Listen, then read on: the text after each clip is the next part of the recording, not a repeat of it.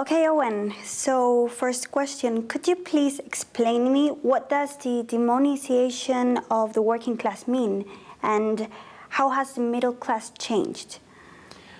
So, from a British perspective, the idea was everyone had become middle class, and the old working class, it was argued, had either, if it was aspirational, it'd become middle class, and if not, all that was left was this lazy, thick, stupid, bigoted rump, basically.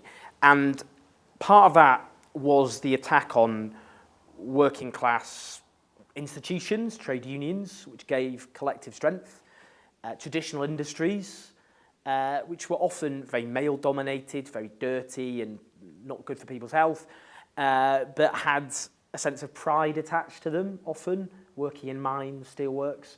That gave a sense of proud identity.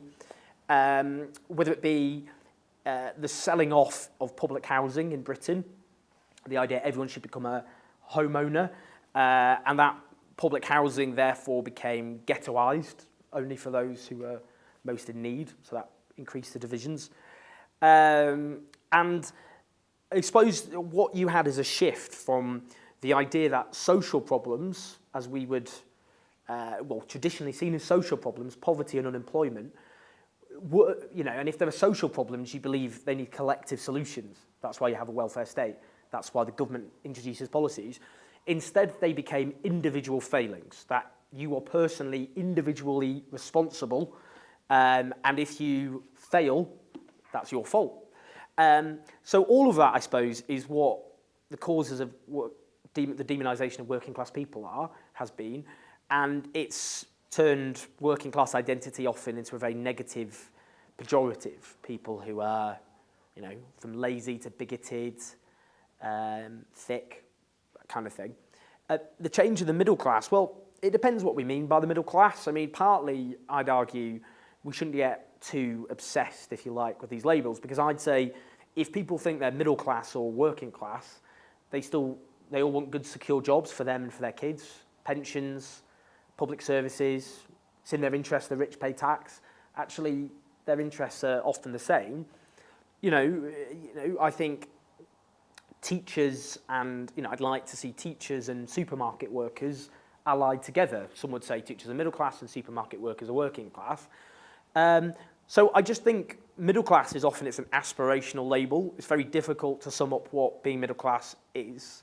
In Britain, it means something different from Spain. In the United States, it mostly means working class. It's just another term. In Britain, it mostly means people with professional jobs, that kind of thing. And it's more of a sense of, look at me, I've made it, I'm middle class, that kind of idea. So I think it just means something very, in terms of talking about the changed composition of the middle class, it's difficult to define what the middle class is. The working class has changed because it's gone from being an industrial working class to a service sector working class. No longer mines, supermarkets and factories, or far less, now more supermarkets, call centres, offices. You don't have communities based around them. Work is more transient and temporary. People often do lots of different jobs within the same year. People in a cycle of unemployment work often. So it's changed a lot. It's more fragmented, it's more atomised than it used to be, more insecure, less sense of community. So that's how I'd say the working class has changed. So how have we reached to this strong inequality, meaning this rich versus poor? How come this inequality now in the society? Well, of course, it's not just rich versus poor. It's rich compared to the rest of society.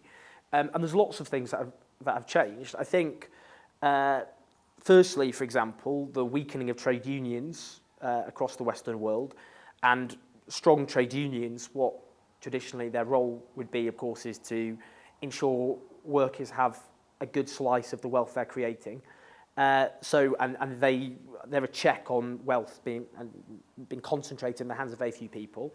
The slashing of taxes, corporation tax, income tax on the people at the top of society, privatisation, which has obviously led to former public assets being concentrated in the hands of very few people. The form of globalisation we've got, whereby basically it's very easy for major corporations to, if they don't get the policies they like, they threaten to leave. They compete with each other on stripping workers of rights and competing over how low people's wages are in different countries. That's obviously also a big factor.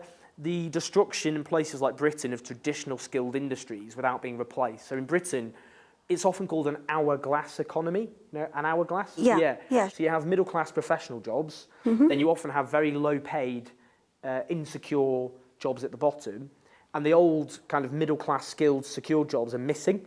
So that's also kind of created levels of inequality in terms of, obviously there's other forms of inequality, gender, race, and all the rest of it. Yeah, sure. But in terms of specifically what you're talking about, the people at the top compared to everybody else, I think those are the key reasons. And now, well, you must be tired of this question. I actually have already asked you this question before, but now I'm reformulating you this question about Brexit. So you've mentioned that you fear Brexit. So what aspects of it do you fear the most? Where to begin with that one? Feel the economic turmoil, and I know that with economic turmoil over the last few years, it's been not the people at the top who suffer, it's obviously working people, working class people, young people. Tragically, some of the people who voted for Leave are the ones who will suffer the most, no question, because they're working class people who are angry for lots of different reasons, and that's why they voted Leave, and they will suffer the consequences, I think, many of them, which is terrible. I think in terms of the rise of the right, the Conservative right and UKIP, who are now riding a wave of triumphalism, the xenophobia and racism, which feels legitimised because, and this isn't an attack on voters, but the Leave campaigns focused on immigration above anything else and used very inflammatory language. So now people who are xenophobic and racist feel vindicated and legitimised, and we've seen a big increase in hate crimes in Britain. So obviously I fear that. I fear the Northern Ireland peace process because it's very dependent on membership of the European Union, because the peace agreement there involves people being able to have dual nationality between Ireland and Britain. But Ireland is a member of the European Union. We're not. Freedom of movement has to end. What happens then? A border has to be fortified between Northern Ireland and the rest of Ireland. Scotland are very likely to leave, and it's very difficult to come up with an argument against that, but obviously, you know, that will have consequences. The attacks that are coming in terms of, because of the rise of the Tory right, the policies they support, they oppose the National Health Service, workers' rights, the welfare state. So there's lots of different things that I fear from, you know, the rights and freedoms we have, xenophobia, racism, the rise of the right. The left is in big disarray. The Labour Party is in chaos at the moment. So, yeah, I've not painted the most optimistic picture, but those are the things I fear. Now, according to your position towards Brexit, how has it evolved since, well, before or during the political campaign and afterwards? Now, how it has changed? Well, a year ago, the fear on the left was David Cameron was going to negotiate away workers' rights, which are part of EU membership, and that's what he was going to do. So the view of me and others on the left, trade unions, Jeremy Corbyn and others, was that we would say we won't just support whatever deal he comes up with. And that was the right thing to do. And indeed, because of that, David Cameron, because he feared the left and the trade unions wouldn't support his deal because he got rid of workers' rights, he backtracked on it. So if we'd stayed within the European Union, that would matter, but obviously it didn't. But my view is, you know, because obviously I have many criticisms of the European Union on democracy and in terms of, you know, Greece and its treatment and, you know, support for policies that benefit large corporations. I have all those problems and criticisms. But my view was that, and was cemented, that A, we should organise for people across Europe to change it and look at things like Podemos, and that really boosted that whole view.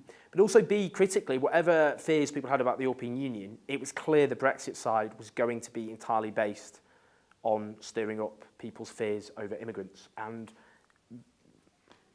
the view of people like me is that would be disastrous if that was vindicated. And I have no pleasure in saying that those fears have been vindicated. So, yeah, you know, I think the left definitely has many problems with the European Union, its current form, but my goodness, look what's happened to our country. It's not good at all. Terrible. Now, with the relation that you have with Podemos, so why do you support Podemos? What does this party has that makes you support Pablo Iglesias? Well, I think Podemos are very clever in accepting that the left has to evolve the way it communicates its arguments. That, you know, it's not about, most people don't think about left or right, they think about issues to be addressed in a convincing and coherent way. That's not enough to just, you know, capitalism, socialism, people don't think like that. I think just having that new approach, a modern, dynamic approach, I thought was very inspiring, the way it inspired young people. And also, Europe has gone through a very difficult, terrible few years, and Podemos were one of the parties that was arguing that the majority shouldn't be forced to pay for a crisis they didn't cause. And that makes them very important, you know, because we need to build, and I support them because I believe these changes can't happen one country at a time. We have to have solidarity across Europe. So, yeah, kind of, you know, it would be odd if I didn't support Podemos. I think whatever setbacks we're all facing at the moment, I think they're a light in the darkness. Okay, so thank you very much for attending us. And thanks for having me. Good luck. Good to see you. Next Thank steps. you.